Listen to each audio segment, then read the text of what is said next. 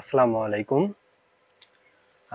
আজকে আমি একটা সুমিটোমো Z1C একটা মেশিন নিয়ে আপনাদের সামনে হাজির হয়েছি। এই মেশিনটা নিয়ে আপনাদের সামনে রিভিউ দেওয়ার তেমন কোনো কিছু নেই।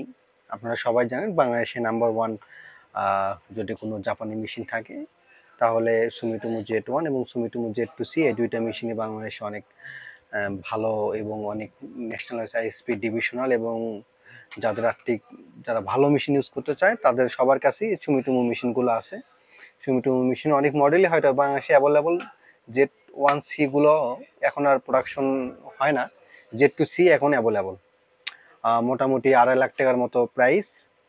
সো এই মেশিনের খুবই গুরুত্বপূর্ণ একটা সমস্যা মোটরের সমস্যা। এটা মেশিনের ভেতরে দেখতে পাচ্ছেন। আমি যদি মেশিনটা অন করি,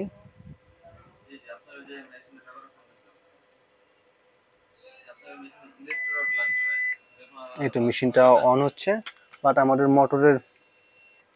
মোটরের মধ্যে কিন্তু সমস্যা।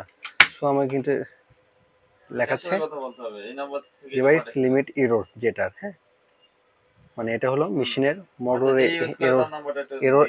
এররটা আমাদের কাছে এই সিগন্যালটা দিচ্ছে।